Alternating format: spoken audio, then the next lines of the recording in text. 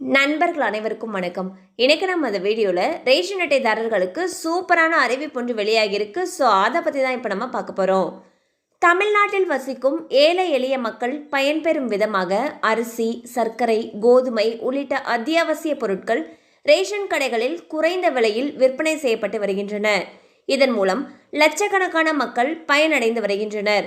அது மட்டுமல்லாமல் பண்டிகை காலங்களில் அரசின் சலுகைகள், நிவாரணப் பொருட்கள் என அனைத்துமே ரேஷன் கடைகள் வாயிலாகவே வழங்கப்பட்டு வருகிறது.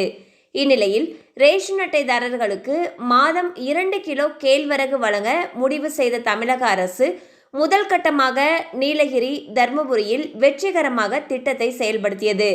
அடுத்ததாக பிப்ரவரி மாதம் முதல் மேலும் சில மாவட்டங்களில் இந்த திட்டம் செயல்படுத்தப்பட உள்ளது. இதற்கான பணிகளை முடுக்கிவிட்டுள்ளதாக அரசு தரப்பு வட்டாரங்கள் தெரிவிக்கின்றன.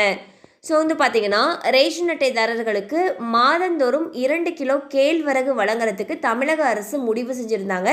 ஸோ அதை முதற்கட்டமாக நீலகிரி மற்றும் தர்மபுரி மாவட்டத்தில் இருக்கக்கூடிய மக்களுக்கு 2 கிலோ கேழ்வரகை மாதந்தோறும் வழங்கிட்டு வந்துட்டு இருந்தாங்க. இந்த திட்டம் வெற்றி பெற்றதை தொடர்ந்து இந்த திட்டமானது மேலும் சில மாவட்டங்களில் பிப்ரவரி மாதம் அமல்படுத்தப்படும்னு சொல்லிட்டு தகவல்கள் வெளியாகியுள்ளன.